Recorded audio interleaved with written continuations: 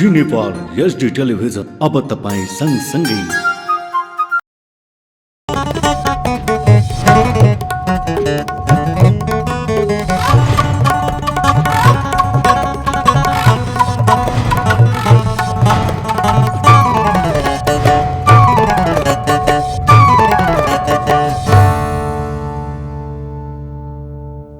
नमस्कार, जी नेपाल न्यूजमा यहाँहरूलाई स्वागत छ। म कविता चापागाई। सुरु गरौं प्रमुख समाचारका शीर्षकहरूबाट। गठबन्धन बीचको समस्यालाई सामान्य रूप लिनुपर्ने प्रधानमन्त्री देउबाको भनाई। आफ्नै पार्टीभित्र पनि समस्या भएको जिकिर।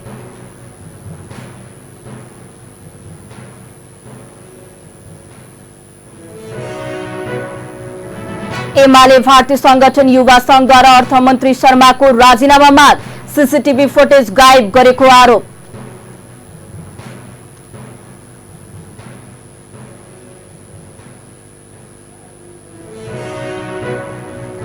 तेल बिक्रीमा कोटा तोक्न आयल निगमको प्रस्ताव। निगमले घाटा चुलेर थेक्नै नसक्ने अवस्था आएको भन्दै प्रधानमन्त्रीलाई ध्यानाकर्षण।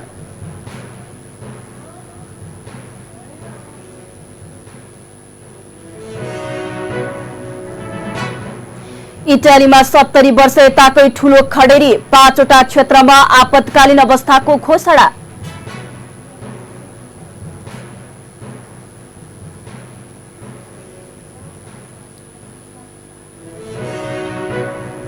र नेपाली राष्ट्रिय क्रिकेट टोलीले आज घरेलु टोली क्यानाडासँग खेल्दै। खेल राति 9:45 बजे सुरु हुने। अब समाचार विस्तारमा। प्रधानमन्त्री शेरबहादुर देउबाले गठबन्धन बीचको समस्यालाई सामान्य रूपमा लिनुपर्ने बताउनु भएको छ। मंगलबार गिरिजा प्रसाद कोइराला श्रमिक स्मृति भवन अनामनगरमा निर्माण गरिएको कोइरालाको शालिग अनावरण गर्दै प्रधानमन्त्री देउबाले आफ्नै पार्टीभित्र पनि समस्या हुने गरेको भन्दै विभिन्न पार्टी मिलेर बनेको गठबन्धन भित्रको समस्या हुनु स्वाभाविक भएको बताउनु भएको हो। यस्तै प्रधानमन्त्री देउबाले हतियार उठाउन सशस्त्र विद्रोह सुरु गरेको माओवादीलाई शान्ति प्रक्रियामा ल्याउन गिरिजा प्रसाद कोइरालाले खेल्नु भएको भूमिकाको स्मरण गर्नुभयो। कठिन राजनैतिक आरोह अवरोह पार गर्नु भएका कोइरालाले नेपालमा लोकतन्त्र स्थापना गर्न महत्वपूर्ण भूमिका खेल्नु भएको उहाँले बताउनुभयो। प्रधानमन्त्री देउबाले कोइरालाले मजदूर आन्दोलन सुरु गर्नु भएको विराटनगर स्थित जुट मिलमा ऐतिहासिक संग्रहालय बनाउन सरकार सकारात्मक रहेको बताउनुभयो।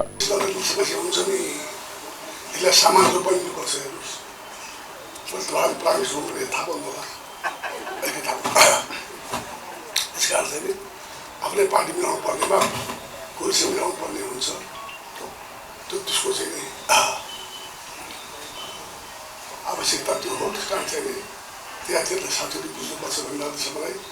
अरू मलाई धेरै कुरा यहाँ भन्नु छैन। नेपाली काङ्ग्रेसका स्वर्गीय गिरिजा प्रसाद कोइरालाको नेता गिरिजा प्रसाद कोइरालाको समितिमा बनेको शालिग अब अनावरण गर्न पाउँदा अत्यन्तै खुसी लागेको छ। यस किसिमको कार्यक्रमको लागि नेपाल ट्रिब्युन काङ्ग्रेसका पदाधिकारीज्यूहरूलाई हार्दिक धन्यवाद दिन चाहन्छु। स्वर्गीय नेता कोइराला आफ्नो गृहनगर विराटनगरमा जुट मिलको श्रमिक आन्दोलनको नेतृत्व गरी आफ्नो राजनीतिक जीवन सुरु गर्नुभएको थियो। 2004 सालमा कोइरालाले नेपाल मजदुर काङ्ग्रेसको स्थापना गर्नुभएको थियो, जुन पछि नेपाल ट्रिब्युन काङ्ग्रेसको रूपमा परिणत भएको थियो। विभिन्न जनआन्दोलनको नेतृत्व गर्नुभएका स्वर्गीय गिरिजा प्रसाद कोइराला एक निर्भीक लिडर नेताको रूपमा परिचित हुनुहुन्थ्यो। स्वर्गीय कोइराला विक्रम संवत 48 सालमा जननिर्वाचित प्रधानमन्त्री बन्नुभएको थियो। स्वर्गीय नेता कोइराला विक्रम संवत 2046 सालको जनआन्दोलनमा सक्रिय रूपमा सहभागी हुनुभएको थियो भने जनआन्दोलनले पञ्चायत व्यवस्थालाई हटाएर देशमा औद्योगिक व्यवस्थाको स्थापना गरेको थियो। पटक पटक नेपालको प्रधानमन्त्री भएका कोइरालाले विभिन्न कठिन राजनीतिक मोड आरोह अवरोह पार गर्नुभएको थियो। सिङ्गो नेपाली काङ्ग्रेस पार्टी देशको राजनीतिक विकासमा उहाँको योगदान अतुलनीय रहेको सबैलाई थाहा छ। यो पुरुष शिखर पुरुष राजनेताको उहाँले चिन्नुभएका कोइरालाले मुलुकमा पर्याप्त लोकतान्त्रिक गणतन्त्र स्थापनाका अहम भूमिका निर्वाह गर्नुभएको थियो। कार्यक्रममा कांग्रेस उपसभापति धनराज गुरुङले संविधानको रक्षाका लागि आजका दिनमा गठबन्धनलाई सही ढंगले अगाडि बढाउनु पर्ने उल्लेख गर्नुभयो। उपसभापति गुरुङले स्वर्गीय कोइराला कुशल संगठनकर्ता भएको स्मरण गर्नुभयो। र एलायन्सको जहाज चढ्यौं, आज जहाजको ल्यान्डिङ नहुँदै फेरि हामीले एकले अर्कोलाई आरोप र प्रत्यारोप गर्न थाल्यौं भने हामी अपरिपक्व राजनीतिज्ञ हौं भन्ने कुरा हामी आफैले प्रमाणित गरेको हुन्छ। त्यसकारण निवेदन गर्न चाहन्छु म कि आज यही कार्यदिशा लिएर अघि बढ्नुपर्ने अवस्था छ। त्यसो भएको कारणले गर्दा निवेदन गर्न चाहे मैले कि कुशलताका साथ सकुशलताका साथ आउने मङ्सिरतिर सायद मलाई लाग्छ हामी जहाजलाई अवतरण गर्न सक्छौं भन्ने मलाई विश्वास छ। अब एउटा मात्र कुरा निवेदन गरेर बिदा हुन चाहन्छु कि 80 वर्ष पहिले हामी जस्तै गरिब मुलुक मलेसिया आज समृद्ध राष्ट्रको कित्तमा उभिएको छ। 80-90 वर्ष पहिलेसम्म हामी जस्तै गरिब मुलुक सिङ्गापुर संसारमा एउटा समृद्ध राष्ट्रको मोडेल बनेको छ, मोडेल राष्ट्र बनेको छ। तर हामी आज पनि किन गरिब भइरह्यौं? हिजो गरिब थियौं, आज गरिब छौं। तर हामीले नेतृत्व गरिरहँदाखेरि भोलि पनि गरिब बनाइरहने गरेर हाम्रो कार्यव्यवहार हुन हुन्न, मेरो कार्यव्यवहार हुन हुन्न। हिजो गरिब भयौं, आज गरिब छौं, तर भोलि पनि देशलाई मुलुकलाई गरिब बनाइरहने छुट कसैले पनि हुन्न भन्ने कुरा पनि म निवेदन गर्न चाहन्छु। त्यसैले हाम्रो अर्जुन दृष्टि कहाँ हो भन्दाखेरि हाम्रो अर्जुन दृष्टि भनेको यो मुलुकलाई, यो व्यवस्थालाई समृद्धिसँग जोड्न आवश्यक छ। हामी पटक पटक चुक्यौं कि व्यवस्था परिवर्तन गर्यौं तर जनताको अवस्था परिवर्तन गर्न सकेनौं। त्यसकारणले निवेदन गर्न चाहे मैले कि अब हामीले व्यवस्था मात्रै परिवर्तन गरिरहने होइन, अवस्था पनि परिवर्तन गर्नु छ, मुलुकलाई पनि रूपान्तरण सँगसँगै गरेर अगाडि बढ्नु छ। त्यसकारणले गर्दाखेरि मुलुकको रूपान्तरण गर्नु छ भने पहिला धनराज गुरुङ आफै रूपान्तरित हुन आवश्यक छ, आफै रूपान्तरित हुने। त्यस्तै नेपाल ट्रेड युनियन कांग्रेसका अध्यक्ष पुष्कर आचार्यले मजदुरका हक अधिकार रक्षाका लागि नेपाल ट्रेड युनियन कांग्रेसले महत्वपूर्ण भूमिका खेलेको बताउनुभयो। त्यस्तै अर्को कार्यक्रममा बोल्नुहुँदै प्रधानमन्त्री देउबाले भाषा तथा संस्कृतिको हकलाई मौलिक हकको रूपमा स्थापित गर्न सरकार प्रतिबद्ध रहेको बताउनु भएको छ। नेपाल संगीत तथा नाट्य प्रज्ञा प्रतिष्ठानको 12औं प्रज्ञा सभा उद्घाटन गर्दै प्रधानमन्त्री देउबाले नेपालमा बसोबास गर्ने प्रत्येक नेपाली समुदायले आफ्नो भाषा, लिपि, संस्कृति, सांस्कृतिक सभ्यता र सम्पदाको सम्वर्धन र संरक्षण गर्ने हक हुने विषयलाई संविधानले सुनिश्चित गरेको भन्दै त्यसको पूर्ण कार्यान्वयन हुने बताउनु भएको हो। सरकारले स्थानीय समुदाय, महिला तथा संघीयता विरोधी वन नियमावलीलाई स्वीकृत गरेर राजपत्र प्रकाशित गरेको भन्दै सामुदायिक वन उपभोक्ता महासंघले नियमावली जलाएका छन्। मंगलबार वन परिसरमा विरोध प्रदर्शन गर्दै उनीहरूले नियमावलीको प्रति जलाएका हुन्। उनीहरूले वन नियमावली नीतिगत भ्रष्टाचार बढाउने गरी आएको सामुदायिक वन 7औं कार्यशाला गोष्ठीको घोषणा पत्र विपरीत आएको र वन ऐन 2076 समेत विपरीत भएको भन्दै वन नियमावली खारेज गर्न माग गरेका छन्। सामुदायिक वन उपभोक्ता महासंघकी अध्यक्ष भारती पाठकले वन नियमावलीको विषयमा महासंघले दिँदै आएको सुझावको विपरीत नियमावली आएको आरोप लगाउनुभयो।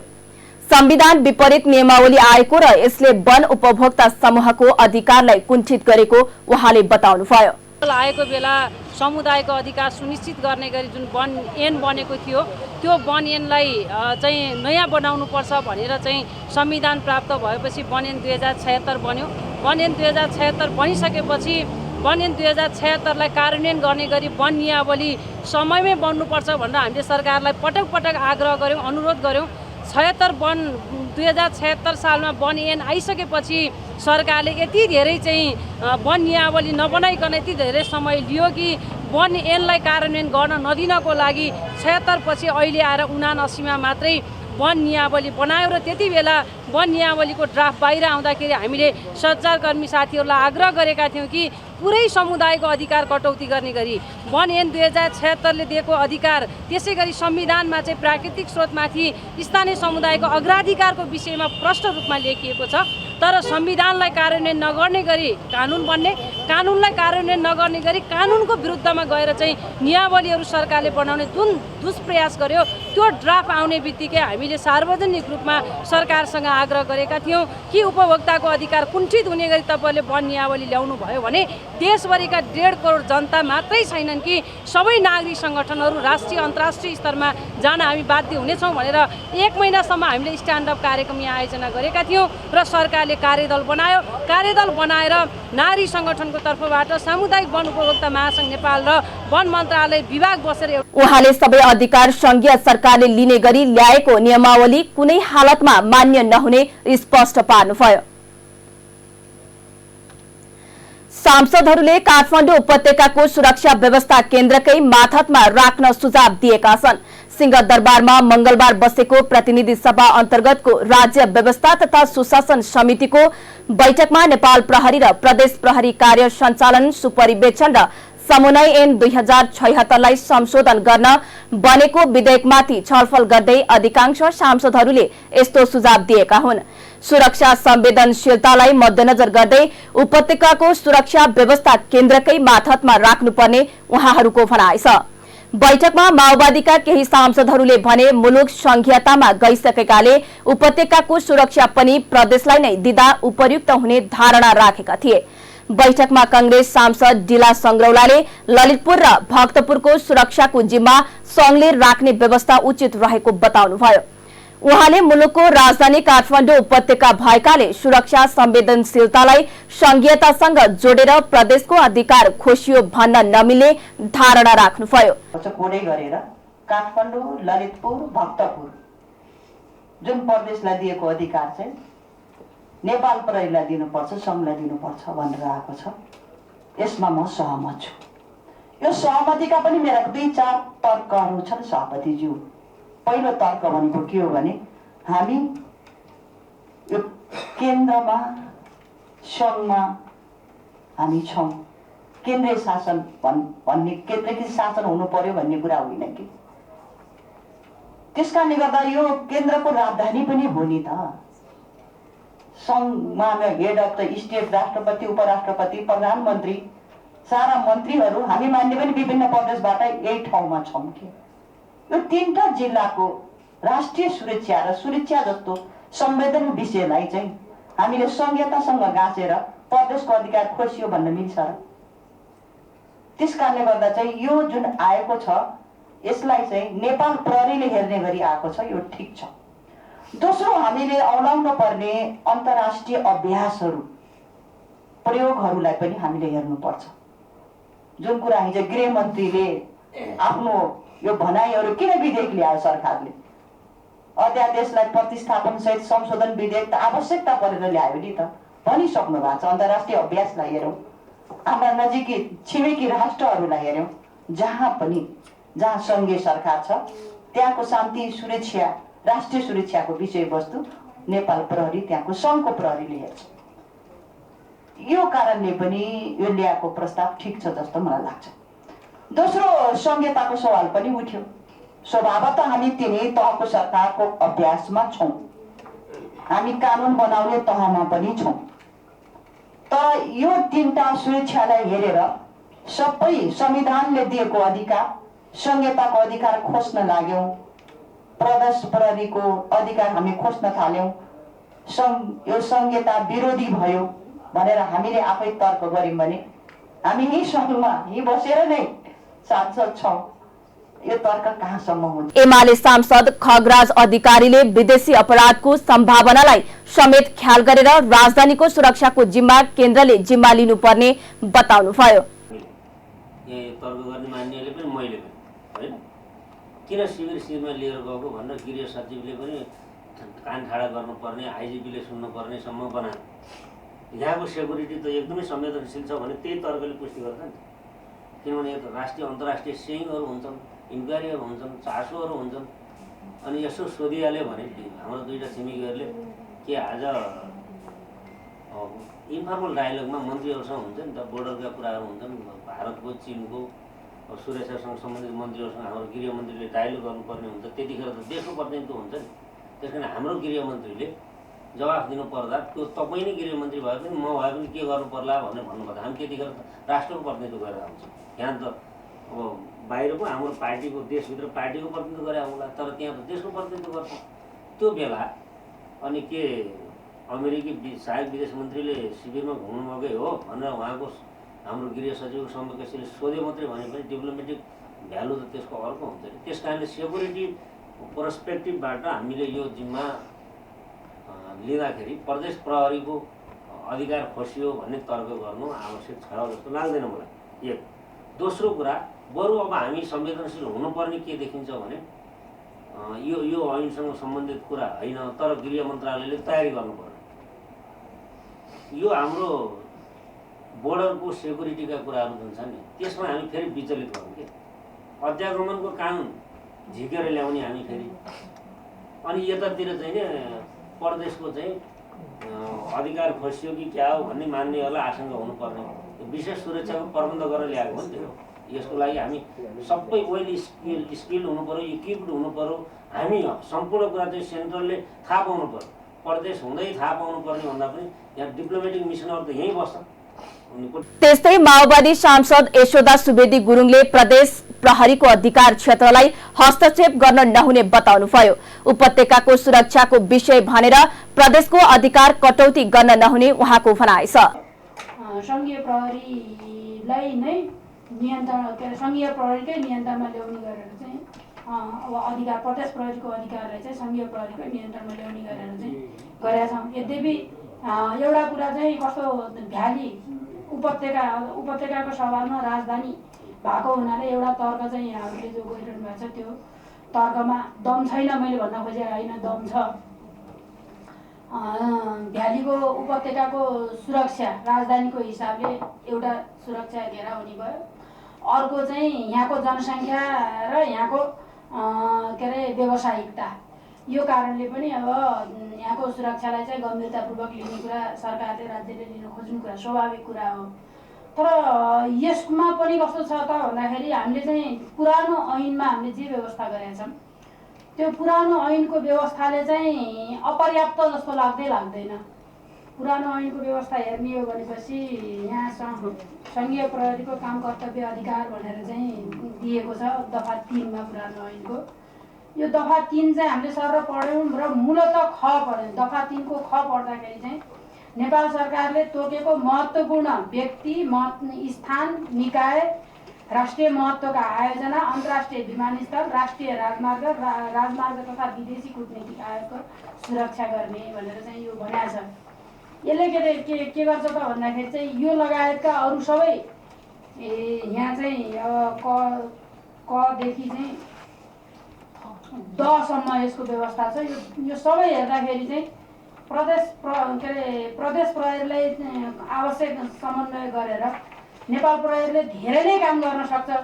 त्यसमा पनि अब नेपाल सरकारको सहयोग भयो भनेपछि, नेपाल सरकारले तोकिदियो भनेपछि यसले धेरै ठाउँ चाहिँ लिएर काम गर्न सक्ने भएपछि त भ्यालीको सुरक्षाको लागि चाहिँ धेरै समस्या पर्छ जस्तो चाहिँ मलाई लाग्दैन। त्यो बाटो चाहिँ हामीले कति हेऱ्यौँ होइन। त्यस्तै अर्को अनुसन्धानको, यहाँ मैले ठ्याक्कै दफा हेर्दै कहाँ छुट्यो, अनुसन्धानको विषयमा पनि के छ भन्दाखेरि चाहिँ यत्तिकै नेपाल प्रहरीलाई अनुसन्धानका जो विषयहरू तोकिदिएको छ यो ऐनले, त्यसले पनि के छ त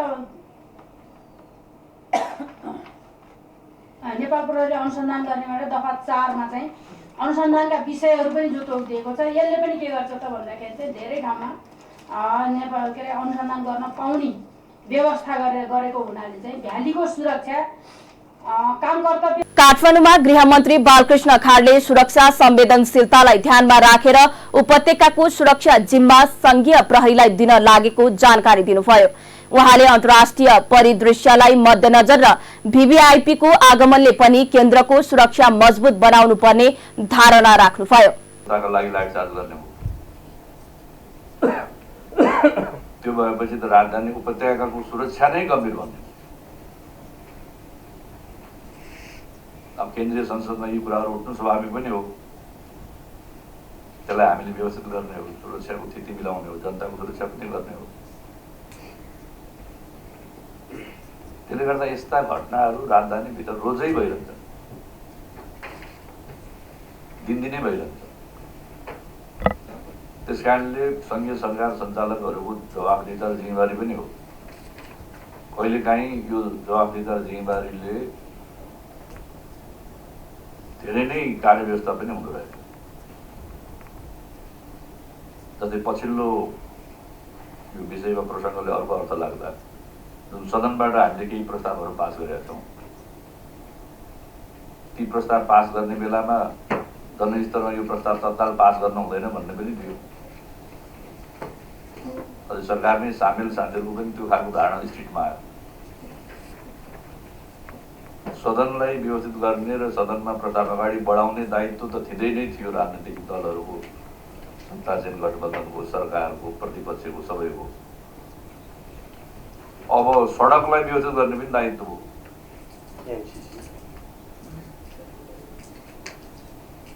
हजुर सुन्नुभयो भनेर सुन्नुभयो। तर हामीलाई सन्तास के थियो भन्दाखेरि मान्छे जतिसुकै भए तापनि अफेन्सिभली चाहिँ नि आयो भने प्रहरीले पनि शक्ति प्रयोग गर्नु पर्यो भने स्थिति झनै तनावपूर्ण होला, क्याजुअलिटी होला। तर म नेपाल प्रहरीलाई, सुरक्षा निकायलाई विशेष धन्यवाद दिन चाहन्छु। योभन्दा अगाडि पनि दिइसकेका छु कि कुनै ठुलो क्याजुअलिटी भयो, एकजना डलधुराको भाइ चाहिँ नि घाइते भए, जसको उपचार पहिला एभरेस्ट हस्पिटलमा, त्यसपछि ट्रमा सेन्टरमा, त्यसपछि राति नै अन्नपूर्ण चाहिँ न्युरोमा 2वटा ब्रेन सर्जरी गरेर उनको जीवन बच्यो। गोली लागेको थिएन, उनलाई ढुङ्गा लागेको थियो। उनको जीवन रक्षा गर्नलाई नेपाल प्रहरीले नै रक्तदान गर्नु पर्यो। तिनै हस्पिटलका चिकित्सकसँग चाहिँ हामीले 10औं चोटि सम्वाद गर्नु पर्यो, कसैको जीवन चाहिँ नजाओस्। त्यस कारणले सङ्घीय सरकारको प्रत्यक्ष संलग्नतामै सञ्चालन हुँदो रहेछ क्या। त्यसले गर्दा प्रत्यक्ष सञ्चालन हुने। अब चाहिँ प्रदेशलाई जिम्मेवारी मैले अन्यथा भने होइन, अब प्रदेशको प्रत्यक्ष जिम्मेवारी यहाँ भयो भने अब प्रदेशलाई फेरि खोज्नु पर्यो। कतिपय कुरामा ठ्याक्कै फेरि तालमेल मिल्छ कि मिल्दैन। त्यस्तै बैठकमा सांसदहरूले अध्यागमनको विषयमा गम्भीर हुनुपर्ने र यस क्षेत्रको सुरक्षा प्रहरीलाई दिनुपर्ने धारणा राखेका थिए। अर्थमन्त्री जनार्दन शर्माको बर्खास्तीको माग गर्दै प्रमुख प्रतिपक्ष नेकपा एमालेको भारतीय संगठन युवा संघले हनुमान स्थानमा विरोध प्रदर्शन गरेको छ। मंगलबार दिउँसो जुलुस सहित पुगेका युवा संघ कार्यकर्ताहरूले सिंहदरबार नजिक रहेको हनुमान स्थानमा भेला भएर प्रदर्शन गरेका हुन्। प्रदर्शनमा सहभागीहरूले सीसीटीभी फुटेज खाने अर्थपूर्ण मुसा जनार्दन शर्माकी धनराज जुंगा कालो मन देश डुबाउनेमै हो भन लगायतका नारा लेखिएका प्लेकार्ड बोकेका थिए। नेकपा एमालेका महासचिव शंकर पोखरेलले मुलुकमा एमाले मात्रै वामपन्थी शक्ति रहेको दावी गर्नुभएको छ। प्रेस चौतारी कैलालीले आयोजना गरेको पत्रकार सम्मेलनमा नेकपा एस र माओवादीलाई लक्षित गर्दै उनले नेपाली कांग्रेसको साथ लागेकाहरू कम्युनिस्ट नभएको जिकिर गर्नुभयो। गठबन्धन सरकार पूर्ण रूपमा असफल भएको पोखरेलको भनाइ छ। एमालेलाई विस्थापित गर्दा मुलुकले दुर्भाग्य बेहोर्न बाध्य भएको छ। अहिले अर्थतन्त्र डामाडोल छ भने मूल्यवृद्धि अत्याधिक रूपमा वृद्धि भएको छ। करको दरमा हेरफेर गरेर सीसीटीभी फुटेज नष्ट गर्नु अर्थमन्त्री जनार्दन शर्माको नीतिगत भ्रष्टाचार भएको समेत उहाँहरूले बताउनुभयो। प्रधानमन्त्री शेरबहादुर देउबाको पनि मिलेमत्तो रहेको पोखरेलको भनाइ छ। स्थानीय तहको निर्वाचनमा पूर्ण रूपमा घेराबन्दी गरेर एमाले सक्ने रणनीति 5 दलको भए पनि त्यो असफल भएको उहाँले बताउनुभयो। आगामी निर्वाचनमा एमालेले अझ राम्रो नतिजा ल्याउने पोखरेलको दावी छ।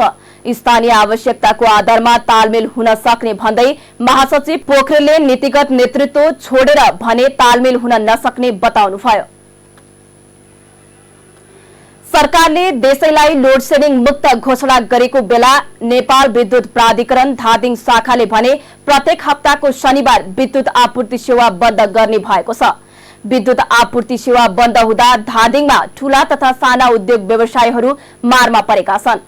टिभी जर्नलिस्ट खेमा जोशीको एक रिपोर्ट। सरकारले देशलाई लोड सेडिङ मुक्त घोषणा गरिरहेका बेला नेपाल विद्युत प्राधिकरण धादिङ शाखाले भने प्रत्येक हप्ताको शनिबार विद्युत आपूर्ति सेवा बन्द गर्दै आएको छ। नेपाल विद्युत प्राधिकरण धादिङ वितरण केन्द्रले सूचना जारी गर्दै नुवाकोटको तारुका घाटदेखि जरे सब स्टेशन तर्फ आएको 33 केबी प्रसारण लाइनको मर्मत सुधार गर्ने भन्दै विद्युत सेवा बन्द गर्दै आएको हो। गत असार 18 गते शनिबार गल्छी गाउँपालिका 6 बैरेनी महेश दोभानमा अविरल वर्षाका कारण पोलमा क्षति भएको र अत्यावश्यक मर्मत सुधार गर्ने भन्दै प्राधिकरण धादिङ शाखाले सूचना नै जारी गरी बिहान 10 बजेदेखि दिउँसो 2 बजेसम्म विद्युत सेवा बन्द गराएको छ। धादिङको गल्छी गजुरी बेनीघाट रोराङ र सिद्धलेक गाउँपालिका वडा नम्बर 3, 4, 5, 6 र 7 तथा गोर्खाको गण्डकी गाउँपालिका लगायत आसपासका स्थानहरूमा विद्युत आपूर्ति सेवा बन्द भएको छ।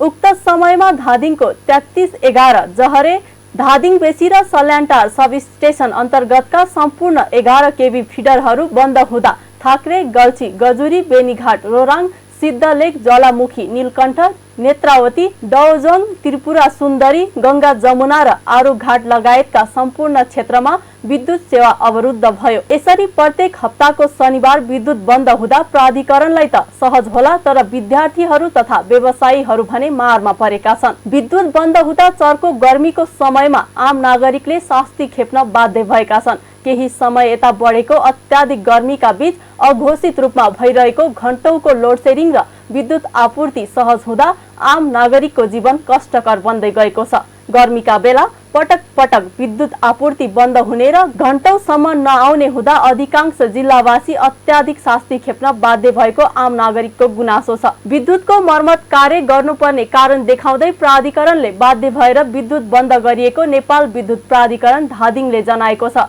वर्षातको समयमा बाढी पहिरो आउने, चट्याङ पर्ने र बिजुलीको पोल ढल्ने र मर्मत गर्नुपर्ने भएकाले बत्ती बन्द गर्नुपर्ने अवस्था आएको छ। जग्गा धनीले लापरवाही तरिकाले जग्गा खारेका छन्। प्राधिकरणलाई भने कुनै जानकारी दिएको छैन। जब पोल ढल्छ अनि खबर आउँछ। बिना जानकारी जग्गा खारेर बिजुलीको पोल ढाल्नेलाई कारबाही गरी पाऊ भनी पटक पटक जिल्ला प्रशासन कार्यालय धादिङलाई चिठी लेख्दा समेत कुनै सुनवाई भएको छैन।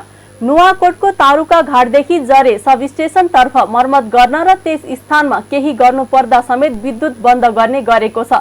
पहिलो समस्या भनेको नै बढ्दो गर्मीले शास्ति खेप्दै आएका स्थानीय बासिन्दा विद्युत आपूर्ति असहज हुँदा झन् विद्यार्थी, सर्वसाधारण लगायत उद्योग व्यवसायीहरू ठूलो मारमा परेका छन्। विद्युत समस्याकै कारण अधिकांश उद्योग आवश्यक परेको उत्पादन गर्न नसकेर घाटा सहन बाध्य छन्।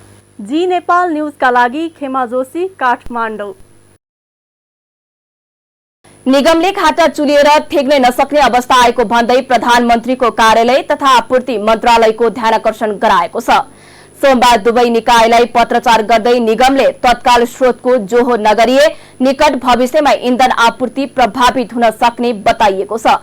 निगमका कार्यकारी निर्देशक उमेश प्रसाद थानीले लेखेको पत्रमा निगमलाई कुनै स्रोतबाट आवश्यक रकम उपलब्ध हुन नसक्ने वा मूल्य समायोजन पनि हुन नगर्ने हो भने निकट भविष्यमा आपूर्तिमा समस्या हुने बताइएको छ। चालू आर्थिक वर्षको अन्त्यसम्म निगम 55 अर्ब रुपैयाँ नोक्सानीमा जाने देखिएको भन्दै पत्रमा इन्डियन आयल कर्पोरेसनलाई तिर्नुपर्ने रकम 30 अर्ब नागेको पनि स्मरण गराइएको छ। त्यस्तै निगमले पेट्रोलियम पदार्थको खपत कम गर्नका लागि सवारी साधनलाई दिने तेलमा कोटा प्रणाली लागू गर्ने लगायतका उपाय पनि अघि सारेको छ। जस अनुसार 2 पाङ्ग्रे सवारी साधनलाई एक पटकमा 5 लिटर र निजी कार तथा जिपलाई 20 लिटर मात्रै दिनुपर्ने प्रस्ताव गरिएको छ। त्यस्तै जोरबिजोर प्रणाली लागू गर्नुपर्ने तथा शनिबार देशका 10 वटा ठूला शहरमा सवारी बन्देज गर्नुपर्ने प्रस्ताव पनि गरिएको छ। छोटो दूरीमा सवारी साधन प्रयोगमा निरुत्साहित गर्नुपर्ने, आइतबारको बिदा पुनः लागू गर्नुपर्ने लगायतका प्रस्ताव पनि निगमले अघि सारेको छ।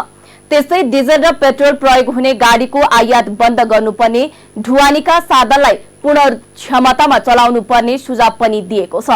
काठमाडौँ उपत्यकामा थप 2 जनामा हैजा भेटिएको छ। स्वास्थ्य तथा जनसंख्या मन्त्रालय इपिडेमियोलोजी तथा रोग नियन्त्रण महाशाखाका निर्देशक डाक्टर चुमनलाल दासले कागेश्वरी मनोहरा नगरपालिकामा 2 बालकमा हैजा पुष्टि भएको जानकारी दिनुभयो। ती दुवै बालकमा हिजो हैजा पुष्टि भएको हो। यो सँगै उपत्यकामा हैजाका बिरामी 19 पुगेका छन्। उहाँका अनुसार कागेश्वरी मनोहरा नगरपालिका 6 का 4 र 6 वर्षका बालकमा हैजा भेटिएको हो। उहाँले ती दुवै बालक स्थानीय अस्पतालमा उपचारपछि घर फर्किएको बताउनुभयो। हैजा तथा झाला पखाला रोगबाट बच्नका लागि उमालेको वा क्लोरिन झोल हालेर शुद्धिकरण गरिएको पानी मात्र पिउन आग्रह गरिएको छ। खाना बनाउनु अघि र पछि दिशा पिसाब गरेपछि र फोहोर चलाएपछि राम्रोसँग साबुन पानीले हात धुनु पर्छ। त्यस्तै खानेपानी सधैँ सफा भाँडोले छोप्नु, खानेकुरा राम्ररी पकाएर खान, सडे गलेको बासी र झिंगा भन्केको खानेकुरा नखान समेत स्वास्थ्य तथा जनसंख्या मन्त्रालयले अनुरोध गरेको छ। झाडा पखाला लागे झोलिलो खानेकुरा खान पनि आग्रह गरिएको छ।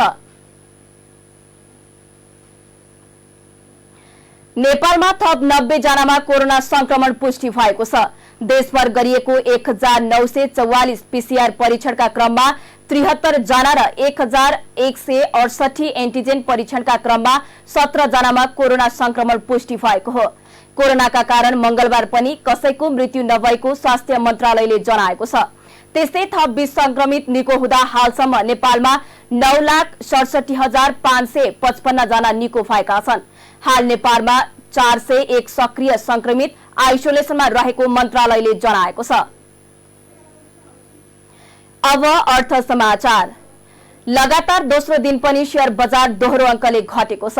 शेयर बजार परिसूचक नेप्से आज दिनभर तलमाथि हुँदै बन्द हुने बेलामा 46.08 अंकले घटेर 2030.59 बिन्दुमा झरेको छ। सबै समूहको शेयर घटेर बजार रातम्य देखिएको छ। हिजो भन्दा आज कारोबार रकममा कमी आएको छ। 229 वटा कम्पनीका 86,13,000 किता शेयर 2 अर्ब 96 करोड 84 लाख रुपैयाँमा कारोबार भए। सबैभन्दा धेरै सानीमा बैंकको प्रमोटर शेयर 30 करोड 20 लाख रुपैयाँमा कारोबार भएको छ। आज सबैभन्दा धेरै घोलेम्दी हाइड्रोको शेयर 6.5% भन्दा धेरैले घटेको छ। समग्र बजार रातम्य हुँदा पनि सीवाईसी नेपाल लघुवित्त र द्वाङदी ग्रुप पावरको शेयर 10% तथा आदिखोला लघुवित्तको शेयर 9.5% ले बढेको छ। Rapti hydro and general construction लिमिटेडले सर्वसाधारणका लागि साधारण निष्कासन तथा बिक्री खुला गर्ने भएको छ। कम्पनीले यही असार 29 गतेदेखि सर्वसाधारणका लागि प्राथमिक सार्वजनिक निष्कासन आइपीओ खुला गर्न लागेको हो।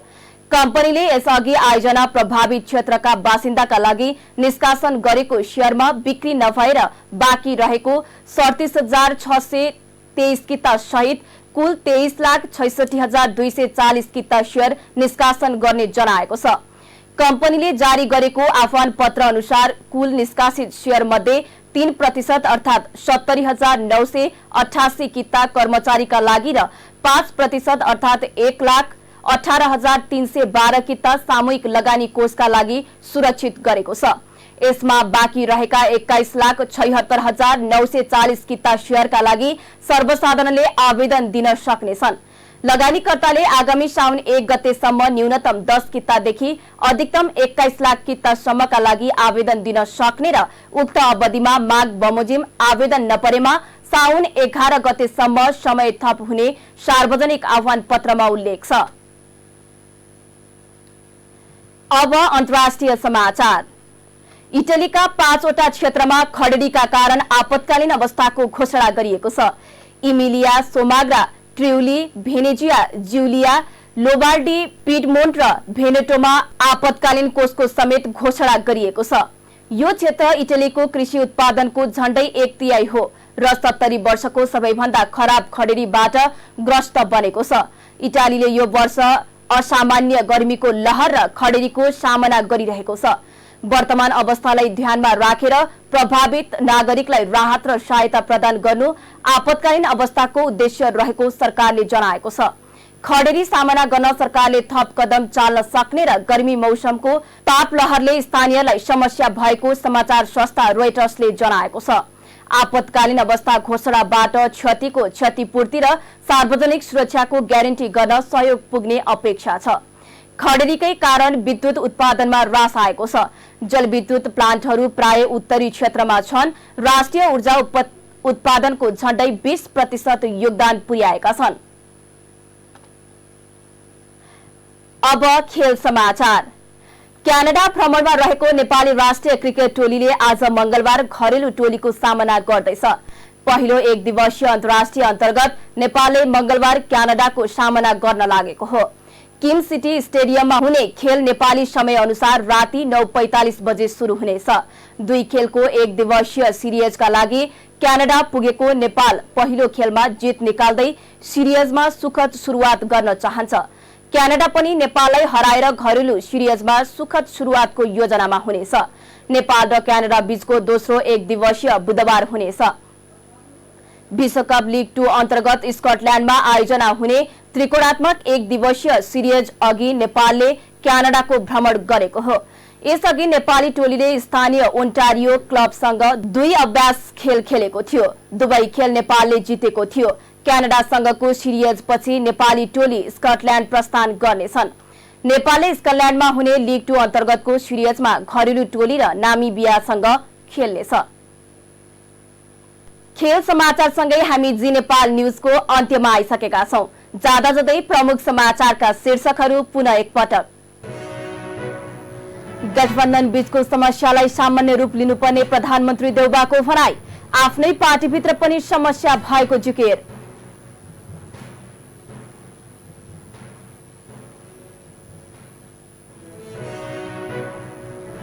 एमाले भारतीय संगठन युवा संघद्वारा अर्थमन्त्री शर्माको राजीनामा माग। सीसीटीभी फुटेज गायब गरेको आरोप।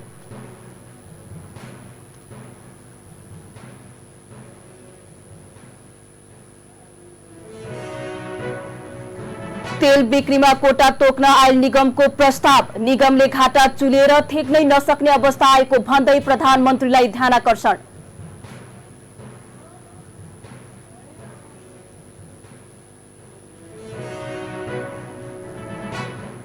इटालीमा 70 वर्ष यताकै ठूलो खडेरी। 5वटा क्षेत्रमा आपतकालीन अवस्थाको घोषणा।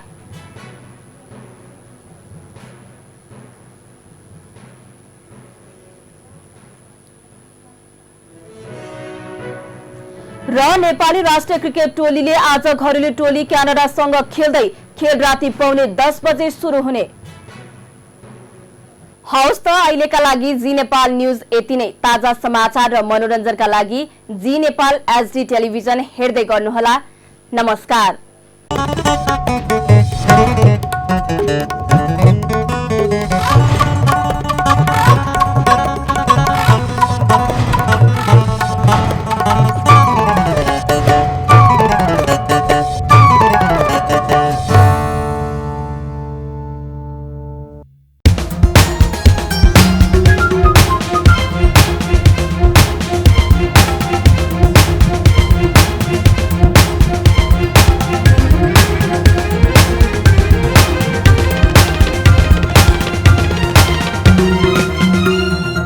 जी नेपाल एचडी टेलिभिजन अब तपाईं सँगसँगै